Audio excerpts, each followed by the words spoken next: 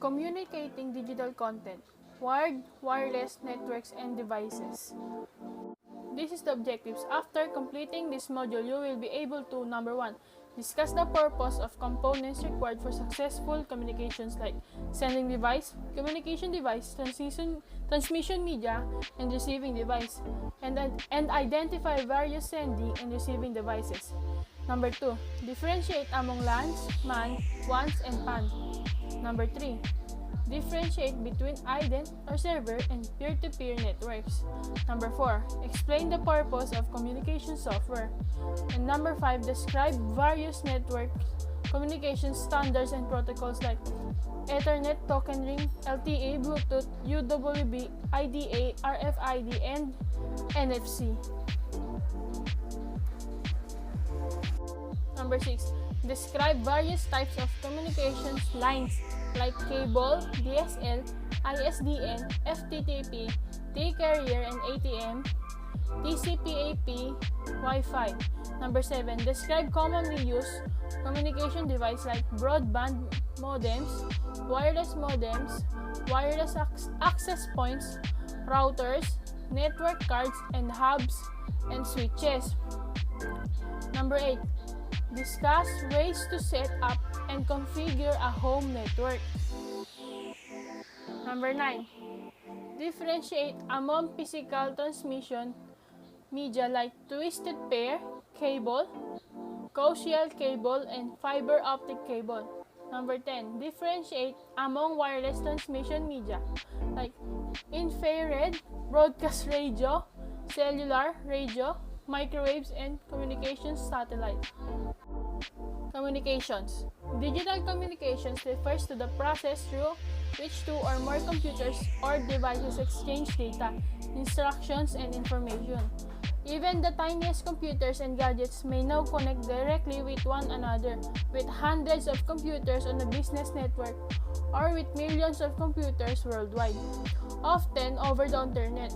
Some communications need cables and wires, while others are sent wirelessly over the air. A device that begins a transmission of data, instructions, or information. A device that links the transmitting device to transmission medium. A transmission medium, also known as a communications channel, is a medium via which data, instructions, or information move. A communication device that links transmission medium to a receiving device. A receiving device that accepts data, instructions, or information transfer. In a communication system, all sorts of computers and mobile devices act as a transmitting and receiving device. Servers, desktops, laptops, tablets, cell phones, portable media players, handheld game devices, and GPS receivers are all included. Modems, wireless access points, and router are examples of communications equipment that link transmission medium to a sending or receiving device. The transmission medium might be either wired or wireless. Networks. A network is a collection of computers and gadgets that are linked together by means of communication devices and transmission media. A network may be confined to a company or it can span the globe by connecting to the internet. Many household and corporate users set up a network to simplify a communication, exchange hardware, data and information, software, and cash. Facilitate communications. Make communication easier. People connect effectively and easily over a network by using email, internet messaging, chat rooms, blogs, wikis, online social networks, video calls, online meetings, video conference, VoIP, text messaging, and other means. Some of these exchanges takes place within the confines of an internal network. At times, they occur on a worldwide scale via the internet. Share hardware. Each computer or devices on a network can have access to network hardware. For example, any computer and mobile devices, user can connect to a network printer as needed. As a result, household and business users set up networks to save money on hardware costs. Share data and information. Data and information maintained on a network can be accessed by any authorized user. A huge corporation, for example, may maintain a client information database. Any authorized employee with a computer or mobile devices linked to the network can access the database. Most firms adhere to a standard such as EDI or Electronic Data Exchange, which specifies how business documents should be transmitted across transmission means.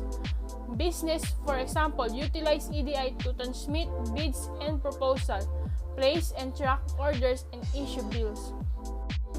Share software. Users that are linked to a network can access software that is available on the network. Vendors frequently sell versions of their software designed to run on a network or as a web app on the internet to facilitate multiple user software access.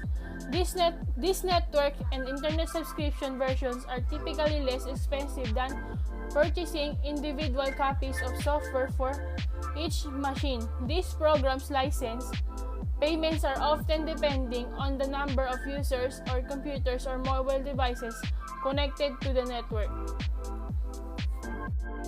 Transfer funds. Electronic funds transfer or EFT allows network users to send money from one account to another via transmission means. EFT is used by both companies and consumers. Wire transfers, the use of credit and debit cards, direct deposit of monies into bank accounts. Online banking and online bill payment are all examples. Instead of accessing the internet or investing in and managing an internal network, some business outsource network activities to a value-added network provider. A value-added network or VAN provider is a third-party company that offers networking services such as EDI, secure data and information transmission, storage and email. Some VANs like PayPal demand a yearly or monthly subscription, while others charge according on the service utilized. LANs, MANs, WANs, and PANs. Local area networks, metropolitan area networks, wide area networks, and personal area networks are the most common types of networks. The primary distinction between these classes is their covering area. LAN. A local area network or LAN is a network that links computers and devices within a certain geographical region, such as house, school, office building, or cluster of buildings. Each computer or network device known as a maid frequently shares resources like as printers, huge hard drives, and programs. Cables are frequently used to link the nodes. MAN. A metropolitan area network or MAN is a high-speed network that connects local area networks in a metropolitan area, such as a city or town, and handles the majority of communication traffic in that area. A MAN, like a WAN, often contains one or more LANs but spans a smaller geographical region. A MAN is often maintained by a user consortia or by single network operator who offers the service to the user. Some MANs are regulated by local and state governments. For example, users can connect to the MAN through phone companies, cable television providers, and other organizations. WAN. A wide area network or WAN is a network that spans a vast geographical region, such as a city, nation, or entire planet, employing a variety of wired and wireless transmission medium. A WAN can be one huge network or numerous LANs linked together. The internet is the world's biggest wide area network or WAN. PAN. A personal area network or PAN is a network that links computers and gadgets in a person's workspace using both wire and wireless technology. Smartphones, digital cameras, printers, and other devices are examples of devices. A PAN can link devices via a router via network wires or directly via specific USB connectors like Bluetooth or Wi-Fi. Technologies may also be used by PANs. A body area network or BIN, also known as a body sensor network or BSN, is a form of one PAN that wirelessly links sensors carried by, implanted in, or affixed to the human body to see how banks are used to monitor medical data. Network architectures. Network architecture refers to the setup of computers, devices, and media on a network. Client or server and peer-to-peer network architectures are two types of network architectures. Client or server. On a client or server network, one or more computers act as a server and the other computers on the network request services from the server. The clients are other computers and mobile devices on the network that rely on the server for its resources. Both wired and wireless networks can be figured as a client-server network. Most client or server networks require a person to serve as a network administrator because of the large size of the network. Some servers are dedicated servers that perform a specific task. For example, a network server manages network traffic or activity, and the web server delivers requested web pages to computers or mobile devices. Peer-to-peer. A peer-to-peer or P2P network is a simple, inexpensive network architecture that typically connects fewer than 10 computers. Peer-to-peer networks do not have a common file server. Both wired and wireless networks can be configured as a peer-to-peer network. P2P networks are ideal for very small businesses and home users. Some operating systems include a P2P networking tool that allows users to set up a peer-to-peer network. Hi, I'm Junji Yuison from BSIT 13 and I'm going to discuss communication software. Communication software. It consists of programs that helps users to establish a connection to another computer, mobile device or network, manage the transmission of data, instructions, and information, and provide an interface for users to communicate with one another. Ang communication software ay isang application o program na idinisenyo upang maipasa ang impormasyon mula sa isang system patungo sa isa pa. Ang communication software ay nagbibigay ng malayuang pag-access sa mga system na nagpapadala ng mga file at information sa iba't ibang mga format nito sa pamamagitan ng ating mga computer o gamit nating cellphone. Gayon din sa ginagamit nating network na naghahatid at tumatanggap ng mga information. Ang layunin ng communication software ay magkaroon ng connection ang mga user sa pamamagitan ng kanilang mga computer o iba pang mga mobile device. Sa pamamagitan ng pagbibigay ng iba't ibang uri ng option sa pakikipagkomunikasyon, magagamit natin ang kakayahan ng communication software upang makipag-usap sa ibang tao sa anumang bahagi ng mundo. Mobile communication. Users often communicate with one another via mobile computers. Under of mobile communication, meron tayong text, picture, and video messaging. Sa ngayon, sa text, picture, and video messaging, makapagpasa ka na ng litrato, mensahe, at video ng mabilis dahil sa mga teknolohiya na may kakayahan gumawa nito, lalo na ang ating mga cellphone. Maaari tayong tumanggap at magpadala sa pamamagitan ng SMS or Short Message Service at MMS or Multimedia Message Service. Sa SMS, tanging text lamang ang maaari natin ipadala at sa MMS, maaari tayong magpadala ng litrato at video sa iba pang mobile sa pamamagitan ng mobile service providers cellphone tower. Pangalawa, Internet Messaging. Ito ang pinakauso sa ating panahon ngayon dahil maaari tayong magpadala ng mga mensahe sa pamamagitan ng ating mga internet network na nagbibigay tayo ng kakayahan upang makausap natin ang iba pang user in real time or mga user na online. Data plans. Ang ating mga cellphone ngayon ay mayroong mga data plans na kung saan hinahayaan tayo na magkaroon ng connection sa ating mga internet services na maaari nating magamit sa pakipag-ugnayan sa mga iba pang users. Pang-apat at ang huli, voice and video calling.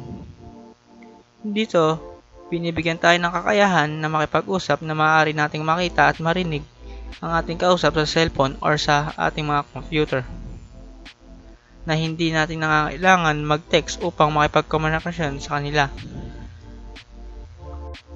Network Communication Standards and Protocol. Network standards and Protocol, ito yung mga organization na meron sila. Una, ang ANSI, American National Standard Institute, at ang pangalawa ay ang IEE, or Institute of Electrical and Electronics Engineering. Network Standard defines guidelines that specify the way computer access the medium to which they are connected, the type or types of medium, the speed used on the different types of network, and the types or type of physical or the wireless technology used. Sa network standard, ito ay ang pamantayan kung paano magkakaroon ng access sa ginagamit nating medium ang isang user sa pagpapadala ng mensahe sa iba pang user, at kung gaano ito kabilis sa iba't ibang network na ginagamit at gayon din sa klase na ginagamit na teknolohiya, kung ito ba ay wireless or physical tulad lamang ng kable or mga wires. Network protocol is an established set of rules that determine how data is transmitted between different devices in the same network.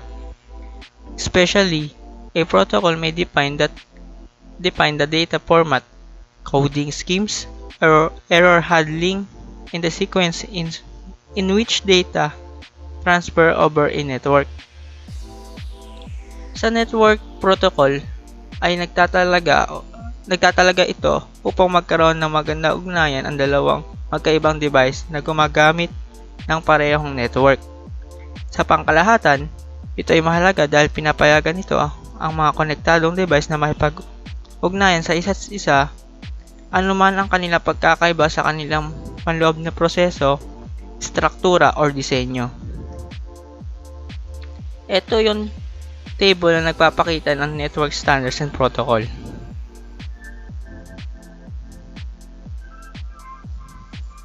Ethernet is a network standard that specifies no central computer or device on the network, or nodes, should control when data can be transmitted. Ethernet is a family of wired computer networking technologies commonly used in local areas networks, metropolitan area, and wide area network. Ang Ethernet ay isang paraan ng pagkakonekta ng mga computer at iba pang network device sa isang physical na bagay tulad na lamang ng mga wire at cables. Madalas itong tinutukoy bilang isang local area network or LAN. Ang ideya ng isang Ethernet network ay magkaroon ang mga computer ng at iba pang device na kakayahan magbahagi ng file, informasyon at data sa pamamagitan ng bawat isa ng mahusay. Ito yung picture ng Ethernet. Ito yung kadalasan natin nakikita sa ating mga computer kung saan nakakabit ito sa ating mga router ng Wi-Fi. Or kaya yung pinapagawa sa atin ng mga ICT days natin na RJ45. Token ring. A standard specified that computers and devices on the network share or pass special signal called token. Ito yung picture ng token ring. Ang token ring network ay isang local area network or LAN topology na nagpapadala ng data sa isang direksyon. Ito nga siya. Ito yung tinatawag na token. At ito yung LAN na nakapaikot sa mga computer kung saan dadaan ang token. At nagpapasa ang isang token mula sa host patungo sa isa pang host lamang na may hawak na isang token at nagpapadala ng data. At ilalabas ang token kapag nakumpirma na ng host ang pagtanggap ng data. So, itong token na to, kapag halimbawa, itong computer na to ay gusto niya magpadala sa computer na ito, ang token na to ay maghahawak lamang ng isang data at pupunta ito sa gusto niyang padalhan. Habang ito ay papunta pa lamang ay hindi niya kailangang magkaroon ng confirmation sa mga computer na ito, kundi dito lamang sa kanyang papadalhan. TCP/IP is a network protocol that defines how message or data are routed from one end of a network to another. It describes rules for dividing messages into small pieces called packets, providing addresses for each packet, checking for and detecting errors, sequencing packets, and regulating the flow of message along network. Sa TCP muna, ito ay ang responsable para sa mga pagbe-verify ng tamang paghahatid ng data mula sa kliyente patungo sa server. Maaring mawala ang data sa intermediate network at nagdaragdag ang TCP/IP ng suporta upang makita ang mga error na nawawalan data at upang matrigger ang muling pagpapadala hanggang sa matanggap ng tama ang data. Sa IP naman, ay responsable para sa paglilipat ng packet ng data mula sa node patungo sa isa pang node. Ipinapasa ang IP ang bawat packet batay sa 4 na byte na patutunguhan sa address o ang IP number. Ang mga internet authorities ay nagtatalaga ng mga hani na sumasaklaw sa iba't iba pang organisasyon. Ang mga organisasyon na ito ay nagtatalaga ng mga numeros sa mga department na upang gumana ang IP sa mga gateway machine na naglilipat ang data mula sa department patungo sa organization, patungo sa rehiyon at pagkatapos sa buong mundo. Wi-Fi. Computers and devices that have the appropriate wireless capability can communicate via radio waves with other computers or devices using Wi-Fi or wireless fidelity, which identifies any network based on the 802.11 standards.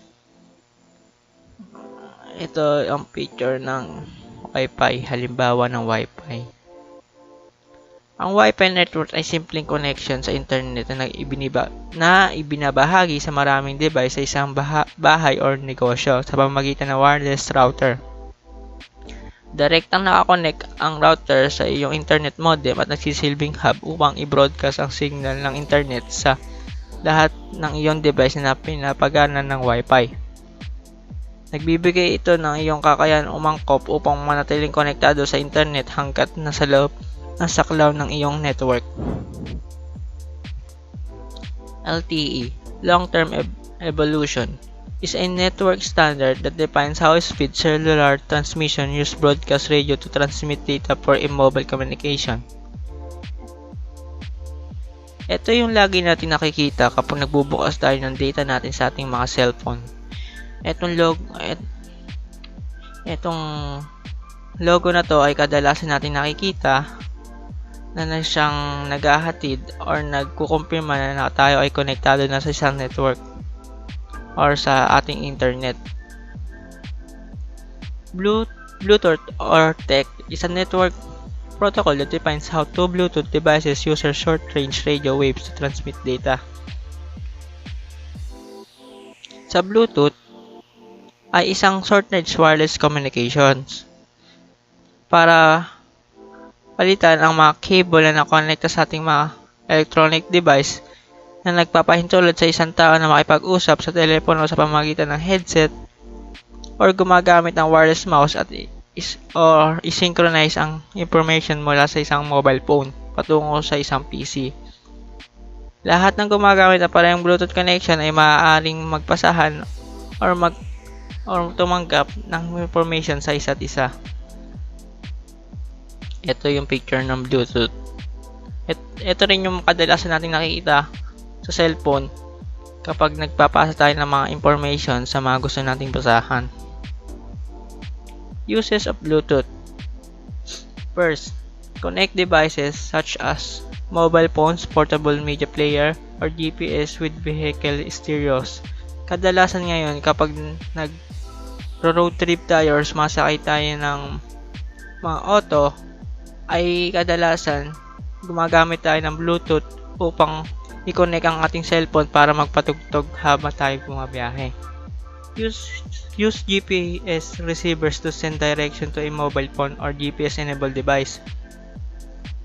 Sa Bluetooth din, magagamit din natin to para tumanggap ng location yung location na galing sa GPS upang makita natin yung direction na saan tayo pupunta. Transfer photos wirelessly from a digital camera to a laptop or server. Ngayon, sa panahon ngayon, hindi natin kailangan ng mga cable upang magpasa ng photos mula sa ating mga camera or laptop. Gumagamit na tayo ng ating featured na Bluetooth para pasahan or makatanggap ng photos mula sa digital camera or sa laptop. Play music on smartphone through speakers on a computer or other Bluetooth enabled device. Karamihan sa atin ngayon, lalo na yung mga gamer, gumagamit na lang sila ng mga Bluetooth na speakers para i-connect sa kanilang computer or sa kanilang smartphone kasi hindi to hassle para mag-connect pa ng mga cable wires na maaari pang magbigay ng space sa mga lugar at maaari pa itong makadiskrasya o makatalisod kasi ang mga wires na yan ay tangible kung saan pwedeng hawakan or galawin. Send signal between video game accessories, video game devices, and television. Maging sa mga video games, meron na tayong maaari na tayong gumamit ng Bluetooth kung saan pwede tayong maglaro ng multiplayer gamit ang Bluetooth. At sa television naman natin, pwede na tayong gumamit ng Bluetooth para maghatid ng information katulad na lamang ng mga video at pictures na maaaring i-display ng television upang makita natin. Establish a PAN or personal area network. Allow communication between computer and devices such as keyboard, printer, smart TV, or mobile phone.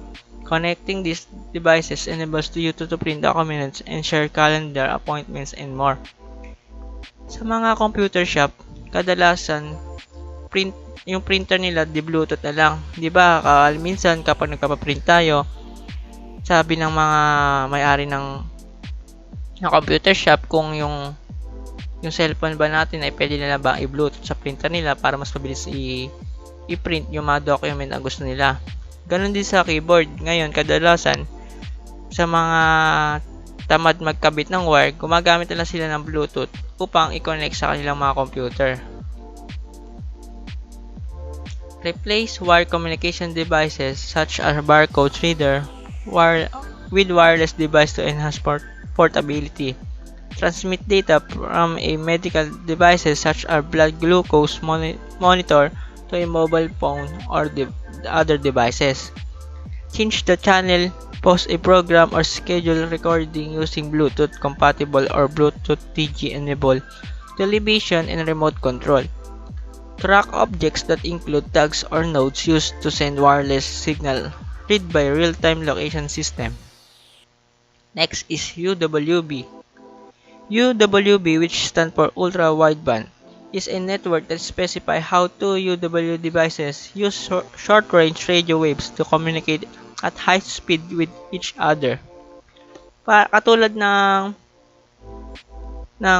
Bluetooth, ito nga pala yung example ng picture ng UWB. Katulad ng Bluetooth, ang yung pinagkaiba lamang ng UWB sa Bluetooth, mas mabilis itong magpasa ng mga information sa katabi mong, sa kalapit mong gumagamit ng UWB. At tumatagos ito sa mga pader kung saan hindi kayang gawin ng Bluetooth. At sabi ko nga, tulad ng Bluetooth at Wi-Fi, ang ultra wideband ay isang short-range wireless na protocol na communication na gumagana sa pamamagitan ng mga radio wave.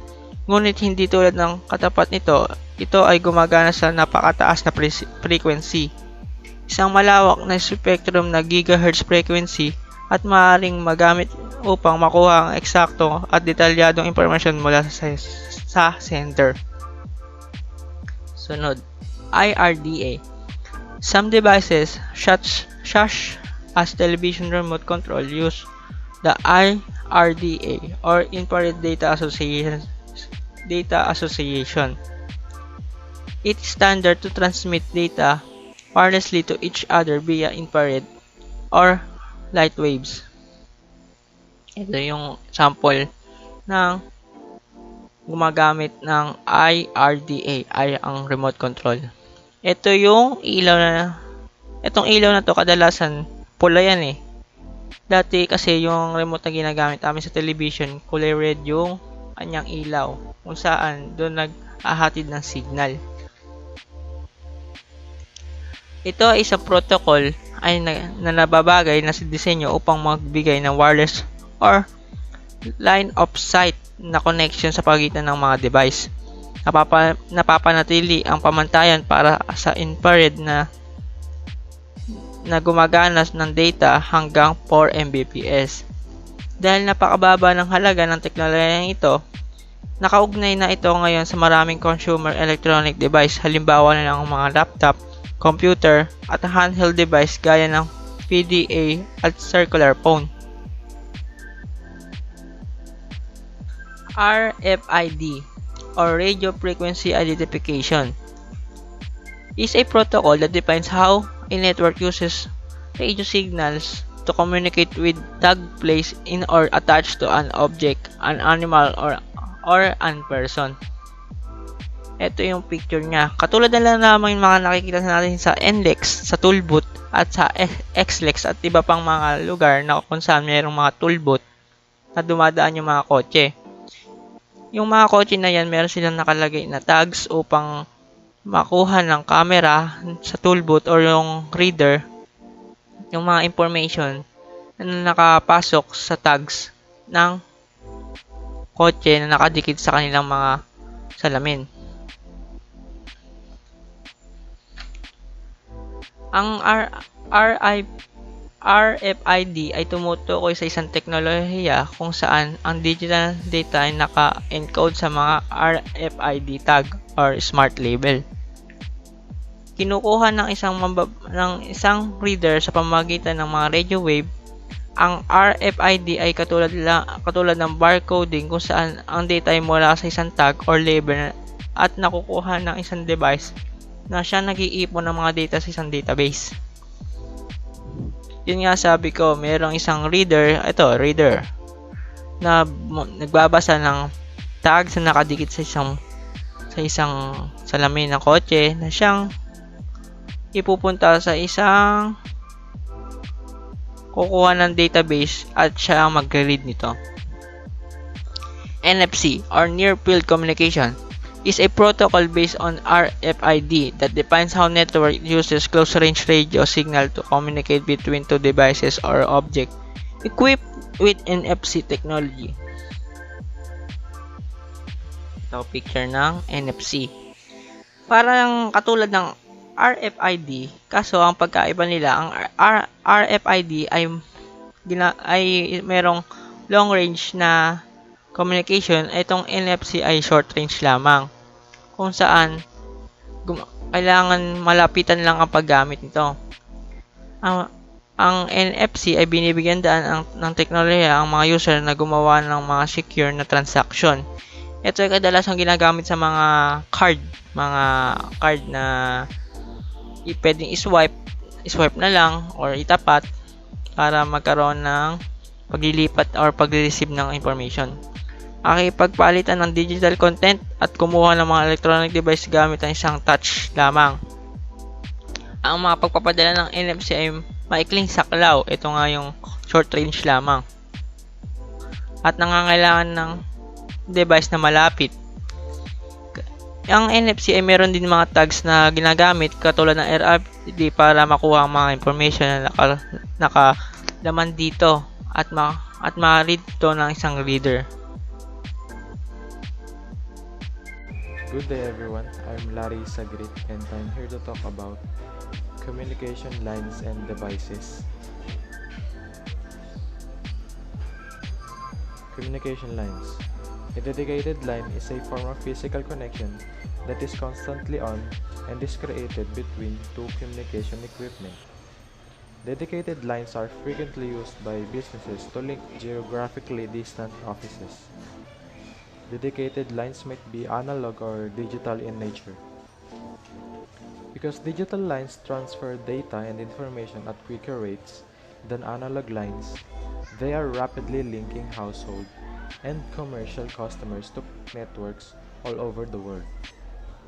Cable television lines, DSL, ISDN lines, FTTP, T-carrier lines, and ATM are examples of digital dedicated lines. Cable lines. The cable television or CATV network offers high-speed internet connections referred to as cable internet service. The CATV signals enters a structure through a single line, which is often a coaxial wire. This connection connects to a modem, which is usually connected to your computer through an Ethernet cable.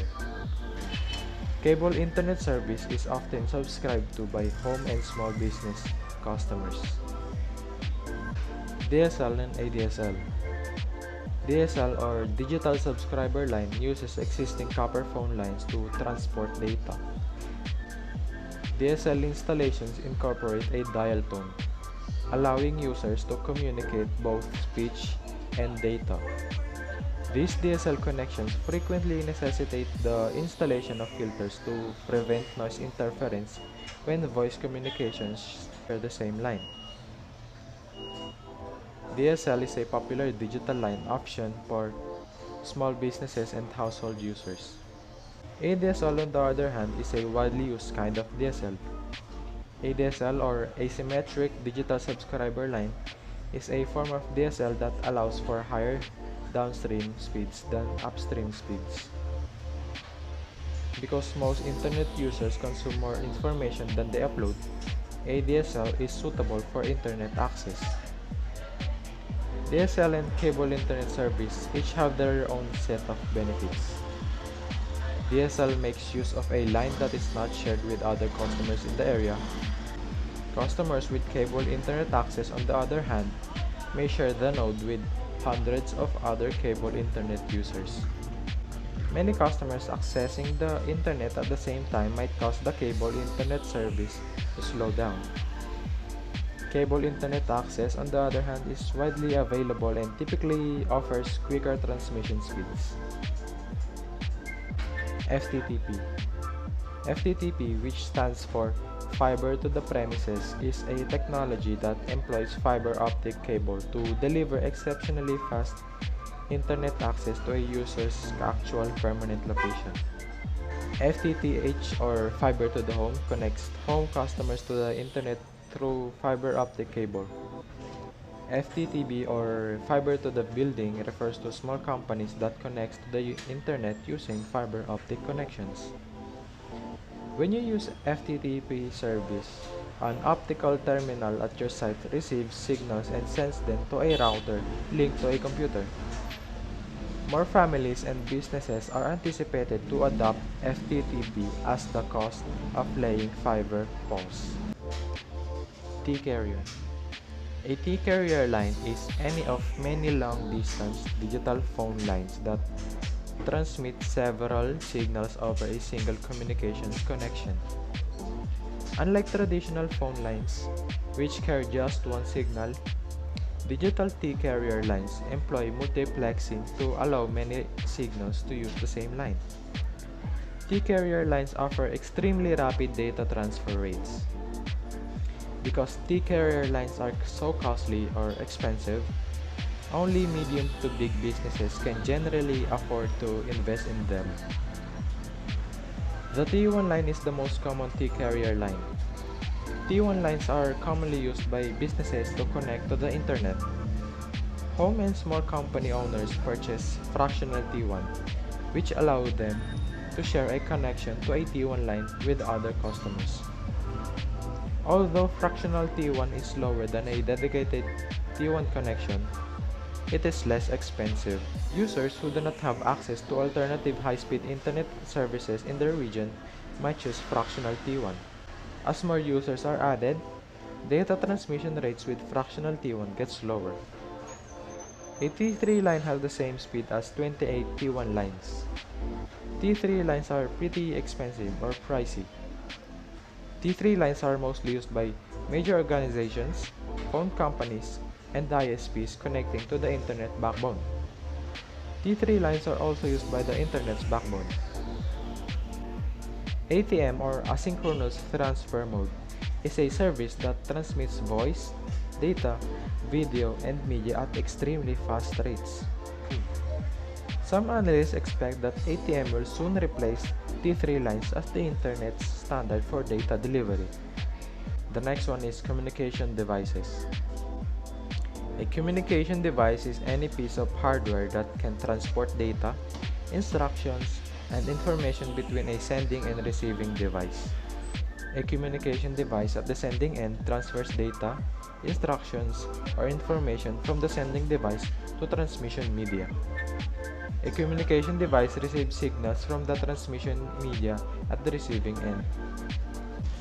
The pages that follow discuss various communication equipment, such as modems, wireless access points, routers, network cards, and hubs and switches. Digital modems, cable DSL, and IDSL. A broadband modem, also known as a digital modem, is a type of communication equipment that transmits and receives data and information via a digital line. Cable modems, DSL modems, and ISDN modems are the three types of broadband modems. Wi-Fi connection is frequently incorporated into these modems. A cable modem is a type of broadband modem that transmits and receives digital data via the CATV network or cable television network. The CATV provider installs a splitter inside your home to allow you to access the internet via the CATV service.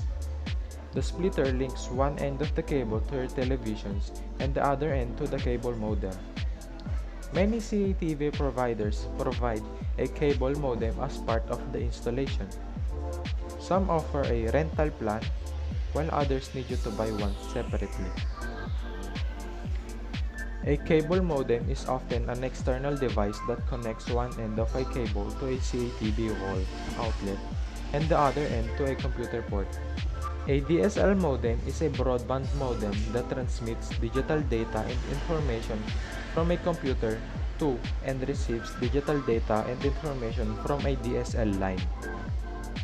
An ISDN modem or Integrated Services Digital Network modem, on the other hand, is a broadband modem that sends digital data and information from a computer to an ISDN line and receives digital data and information from an ISDN line. DSL and ISDN modems are typically external devices, with one end connected to the phone line and the other to a socket on the computer. Dial-up modems. A dial-up modem is a type of communication equipment that transforms digital signals to analog signals and analog signals to digital signals so that data may be sent over an analog phone line. A dial-up modem linked to a transmitting computer, for example, turns the computer's digital impulses into analog signals. The analog signals can be sent through a regular phone line. A dial-up modem connected to a receiving computer turns analog phone line impulses into digital signals that the computer can handle. Each time the modem is used, the dial-up connection must be restored. Dial-up connections are likewise significantly slower than broadband connections, with transfer speeds of just up to 56 kilobytes per second. Dial-up connections are therefore only utilized in distant places or if high-speed or wireless solutions are unavailable. Wireless modems. Some mobile customers have a wireless modem that connects to the internet wirelessly from a PC or mobile device via a mobile service provider's network. Wireless modems with an external or built-in antenna are available in the form of USB adapters and other devices. When attached to a computer or mobile device, certain cell phones may also operate as a wireless modem, known as a mobile hotspot. Wireless access point. A wireless access point, or WAP, is a central communications device that enables computers and devices to wirelessly transfer data among themselves or to a wired network by utilizing wireless technologies such as Wi-Fi or wireless fidelity. For the best signal, some manufacturers recommend putting the wireless access point at the highest feasible place and utilizing a gadget to boost the wireless signal. A wireless access point either connects to a router through an Ethernet or other connection, or it is a router itself. Routers. Routers are communications devices that connect several computers or other routers and transfer data to its intended destination on a network. A router may be used on any size network. On a wide scale, routers along the internet backbone route data packets to their destinations using the shortest possible path. A router allows numerous computers and mobile devices to share a single broadband internet connection, such as that provided by a cable modem or DSL modem on smaller business and home networks. If the network has a separate router, a cable links it to the router. Similarly, if the network includes a separate wireless access point, it is linked to the router via a cable. Many users, on the other hand, choose routers with additional features, like a wireless router that serves as both router and a wireless access point. The next one is a broadband router that serves as a both router and a broadband modem. A broadband wireless router that serves as a router, a wireless access point, and a cable or DSL modem all in one. And finally, a mobile broadband wireless router that serves as a router, a wireless access point, and a wireless modem all in one. Mobile broadband wireless routers are used by consumers to establish a mobile hotspot. Network cards. A network card, often known as a network interface card or NIC, pronounced NIC, is a communication device that allows a computer or device that lacks built-in networking capabilities to connect to a network. The network card manages the transmission and reception of data instructions and information to and from the network card-equipped computer or device. Network cards come in a number of forms. For an example, a network card for a desktop computer is an adapter with a port to which a cable may be connected. The next one is a network card for mobile computers and gadgets that is often in the form of a USB adapter or other device. A network card adheres to the rules of a certain network communication standard, such as Ethernet or token ring. And last but not the least, switches and hubs. Today, there are hundreds of computer networks, ranging from local networks run by home users to worldwide networks run by large telecommunications companies. Interconnecting these diverse sorts of networks necessitates the use of a variety of communication technologies.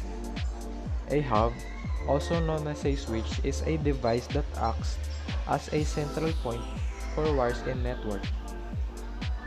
A hub is used in larger networks, whereas a switch is used in smaller networks. Routers are included in certain hubs and switches. In other words, the hub or a switch accepts data from several sources and sends it to one or more destinations. And that is it for the topic of communication lines and devices. Thank you for listening. Home network. Many home users create a home network by connecting various computers and devices. Typically, vendors sell home networking packages that include all of the necessary hardware and software to network your home using wired or wireless ways. To set up a home network, you no longer require advanced network experience. Desktop operating systems, for example, frequently make it simple to link all of your computers in your house to a home network. It can be used to share data between computers, share a printer, or connect several devices to a single computer. It can also be used with a router to share an internet connection across multiple computers. Creating a home network can be as easy as connecting two devices with a wire. Wireless technologies that connect multiple devices to a charger and the internet are used in more advanced home networks. Internet-connected home network includes the following: a modem that connects to an ISP and establishes the network internet connection, such as a cable or DSL modem. A router is a device that connects to the internet and allows all computers and gadgets on a home network to communicate with one another. A wireless access point, often included as part of the router in order to connect wireless devices. Computers and devices that are connected to the home network, such as desktops, laptops, tablets, smartphones, televisions, cable set-top boxes, or VoIP phones. You can create username and user groups after you have set up your wireless network. Network users are identified by their names and groups, and they can exchange files such as documents, music, and images, and devices such as printers and others on the network. Monitoring security settings and network activity, as well as making connections to any devices is needed, and strengthening the wireless signal if necessary are all part of network maintenance. The speed and range of wireless home networks differ. The network's range is influenced by the wireless signal strength. Transmission media. Materials or substances that may transmit one or more communication signals are referred to as transmission media. When you transfer data from a computer or a mobile device, the data signal may travel across a variety of transmission media. This is especially true for long-distance transmissions. This figure illustrates the variety of transmission media, including both physical and wireless, used to complete a data request over the internet. Although many media and devices are involved, the entire communications process could take less than 1 second. Broadband. Multiple signals are transmitted simultaneously over broadband media. The bandwidth refers to the total amount of data, instructions, and information that may be sent through a certain transmission medium. More data is sent as bandwidth increases. However, you'll need more bandwidth if you're sending music, graphics, photographs, virtual reality imagery, or 3D games. You will notice a significant delay in system performance if the bandwidth is insufficient for replication. Latency. When it comes to communications, latency refers to the time it takes for a signal to move from one point on a network to another. The distance between the two places, the kind of transmission media, and the number of nodes through which the data must transmit over the network are all factors that may negatively affect latency. However, bandwidth and minimal latency are required for better performance.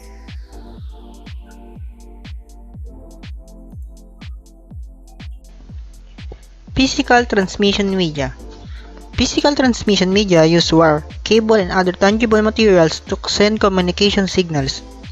These wires and cables are typically used underground or within or between buildings. Ethernet and token ring LANs use physical transmission. Yung physical transmission media, lagi natin yan nakikita sa ating mga bahay, opisina, paaralan, kung saan kadalasan gumagamit ng mga computer na nangangailangan ng mga wires sa pagpapadala ng ating mga information sa iba pang system. Twisted pair cable. One of the more widely used transmission media for network cabling and landline phone system is twisted pair cable. Twisted pair cable consists of one or more twisted pair wires bundled together. Each twisted pair wire consists of two separated insulated copper wires that are twisted together. The wires are twisted together to reduce noise, which is an electrical disturbance that can degrade the communication. Etong twisted pair cable na to, kadalasan ay nakikita natin sa mga landline or kadalasan ginagamit to sa mga nagkakabit ng RJ45, yung katulad ng Ethernet. Kaya siya twisted pair na tinawag kasi etong sa larawan may apat siyang pares na naka-twisted, yung copper wire na naka-twisted sa isa't isa para mabawasan yung noise sa pagpapadala ng communication or ng information. Binabalutan siya ng overall pole shield and outer jacket para hindi kaagad masira or hindi maapektuhan yung apat na twisted pair na sa loob nito. Coaxial cable, often referred to coax, consists of single copper wire surrounded by at least 3 layers. First is an insulating material, second a woven or braided metal, and third a plastic outer coating. CATV network wiring often use coaxial cable because it can be cable over long distances than twisted pair cable. Most of today's computer network, however, do not use coaxial cable because other transmission media such as fiber optic cable transmit signal at faster rates. Ito yung coaxial cable. Kadalasan nakikita natin siya sa ating mga TV, nakakabit sa ating mga signal para makakuha ng channel at kadalasan sa modem. Mas kadalasan ginagamit ito kaysa sa twisted pair cable kapag malayo ang distance kasi mas madali siyang ikabit kaysa sa twisted pair cable na pang short range lang yung kaya niyang maabot. Katulad na lamang sa ating mga landline na short distance lang ang pwedeng kabitan. Fiber optic cable. The core of fiber optic cable consists of dozens of hundreds of thin strands of glass or plastics that use light transmission signal. Each strand, called an optical fiber, is as thin as a human hair. Inside the fiber optical cable, an insulating glass covering that use and protective coating surrounded each optical fiber. Ito yung sinasabi niyang cladding na pumoprotekta sa core, kung saan ang core ay isang gawa sa plastic or sa isang glass na mas kasing nipis ng ating buhok. Makikita nyo dito na sobrang dami niyang coating para maingatan ang core na hindi mabasag ito. Ang fiber optic cable ay gumagamit ng light transmission na mas mabilis kaysa sa coax cable sa pagpapadala ng mga information. Kaya karamihan sa mga telecom ay gumagamit ng fiber optic cable dahil mas mabilis itong magpadala ng mga information, mga data sa mga system at sa iba pang system. Advantage of fiber optical cable over the cables that use wire such as twisted pair and coaxial cables. First, capability of carrying significantly more signals than wire cables. Faster data transmission, less susceptible to noise from other devices such as a copy machine. Better security for signal during transmission because they are less susceptible to noise. Smaller size. Disadvantage.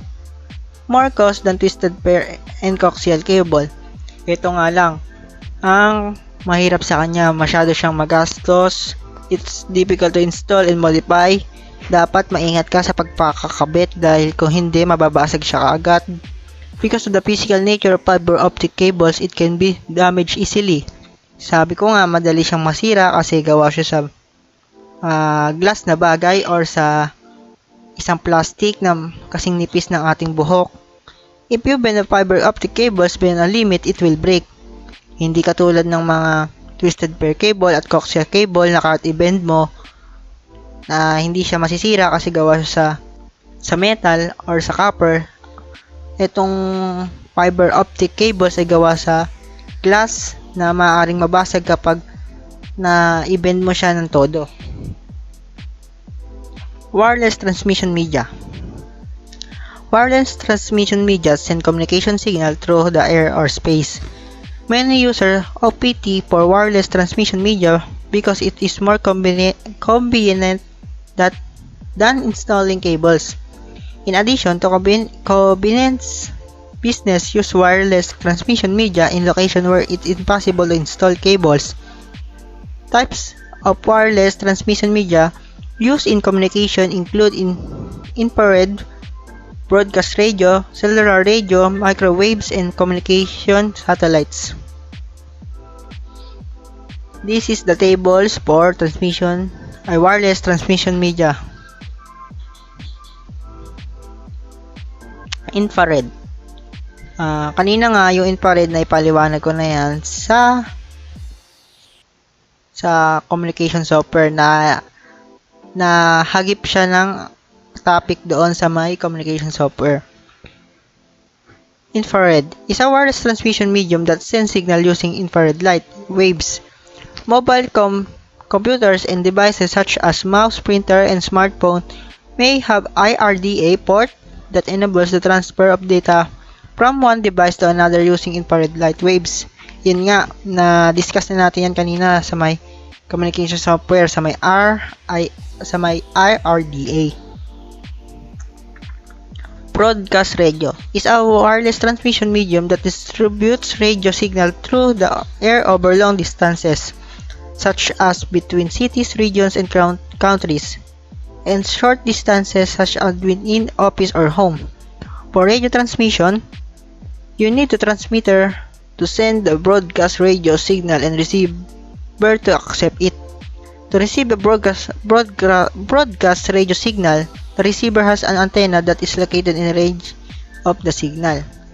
Yung broadcast radio, ginagamit din yan sa pag-broadcast sa ating mga TV, ng mga broadcaster, kung saan gumagamit sila ng mga antena para maipadala yung kanilang video, yung kanilang information, yung mga balita. Pero sa atin din, gumagamit tayo minsan ng broadcast radio sa ating mga opisina, sa bahay, na katulad ng ating mga Wi-Fi, gumagamit yan ng broadcast radio. Cellular radio. Cellular radio is a form of broadcast radio that is widely used for mobile communication, especially wireless modem and mobile phones. Mobile phones use high-frequency radio waves to transmit voice and digital data messages. Because only limited number of radio frequency exists, mobile services and providers reuse frequencies so that they can accommodate the larger number of users. Some users install an amplifier or booster to improve the signal strength. Ito siya. Yung cellular radio ay lagi natin nagagamit yan.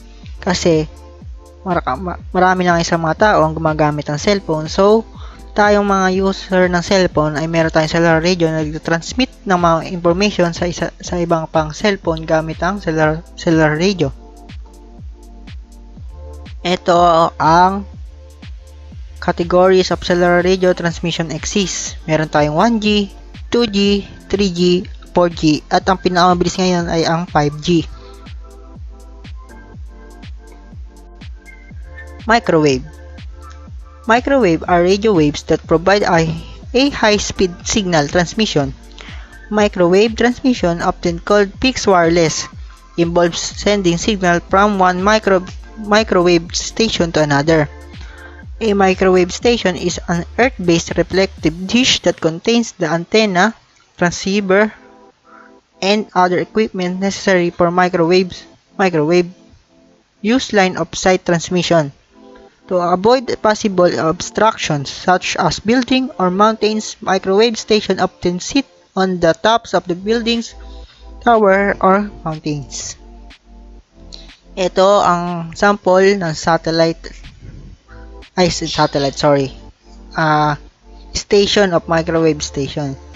Kung saan matataas sila, kailangan nila maging matayog para yung signal nila ay maabot ng iba pang station. Kaya tinawag siyang earth-based kasi naka-install siya or nakatayo siya sa kalupaan ng mundo, at ito ay napaka mahalaga sa ating mga tao dahil nasasakop nito or nahagip nito kahit sa malayong lugar. Napaka-importante na to kasi kahit sa dagat ay magkakaroon tayo ng signal dahil meron tayong mga station na ganito na hindi katulad dati nung unang panahon, walang mga station kaya pahirapan ang mga signal kagaya ng mga barko, eroplano na makapagbigay ng communication sa mga iba pa. Communication satellite. Communication satellite is a space station that receives microwave signal from Earth-based station, amplifies, strengthens the signals, and broadcasts the signal back over a wide area to any number of Earth-based station. These Earth-based station often are microwave station. Other devices such as smartphones and GPS receivers also can function as Earth-based stations. Ito yung satellite station. Kaya tinawag siyang satellite kasi yung satellite yung kumukuha ng information galing sa Earth base at ganoon din vice versa. Pwedeng kumuha yung Earth base na information galing sa satellite na ibabahagi niya sa buong mundo. Maging ating mga cellphone ay pwedeng magbahagi ng information patungo sa satellite at ganoon din ang satellite ay maaaring magbahagi ng information papunta sa atin. Ang satellite communication ay tumutulong din sa GPS kung saan karaniwang ginagamit ngayon ng mga food panda, mga Grab na malocate ang lugar kung saan ang kanilang pagdideliveran. Transmission from Earth-based station to a satellite is a uplink. Ang pag-angat ng information patungo sa satellite station ay tinatawag na uplink kasi pataas. Transmission from satellite to an Earth-based station is downlink, kung saan naman ang satellite ay magbababa ng information pababa sa Earth-based na tinatawag ng downlink kasi pababa.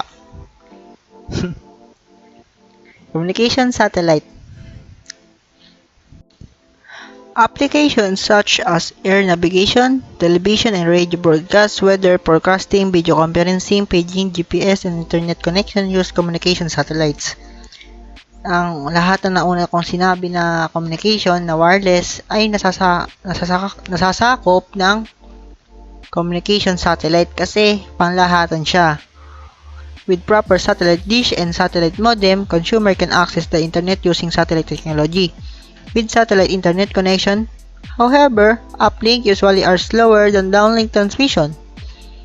Mas bagal ang uplink kasi marami tayong gumagamit ng mga internet na kung saan nagpapadala pataas papunta sa ating satellite. Mas mabilis ang downlink kasi ilan-ilan lang naman ang meron satellite sa labas ng ating mundo na naghahatid ng information pababa sa punta sa ating mga Earth base na naghahatid sa atin ng mga information. Katulad ng weather forecasting at navigation na siyang importante sa ating mga tao. This difference in speed is usually acceptable to most internet satellite user because download much more data than they upload. Although a satellite internet connection is more expensive than cable internet or DSL connection. Sometimes it's only high-speed internet option in remote areas. Mas mahal ang pag-install ng satellite transmission kaysa sa mga physical na cable. Kasi mas mabilis ito at nakahagip nito ang mga malalayong lugar. Hindi katulad ng cable na ilang lugar lang naman ang pwedeng kabitan kasi hindi siya pwede sa pantubig, hindi siya pwede sa malayuan. Kung pwede sa malayuan ay meron lang siyang range na pwedeng maabot. At ito ay napaka-importante sa ating satellite transmission kasi buong mundo ang nasasakop nito, hindi lamang isang lugar. GPS is a navigation system that consists of one more Earth-based receiver that accept and analyze signals sent by satellite in order to determine receiver geographic location. Ito ang sample picture ng GPS. Sa tayong lahat ay masyado na tayong familiar sa GPS kasi kadalasan ginagamit natin to pag naliligaw tayo. Ang GPS ay nagre-receive ng maraming information galing sa iba't ibang Earth-based station para makita lamang ang ating lugar na kung saan tayo patungo at kung ano ang exact na lugar na ating pupuntahan at ano ang eksaktong lugar natin kung nasaan tayo. At ito lamang po ang aming topic. Maraming salamat po sa inyo. Thank you for watching and listening to our report. Thank you.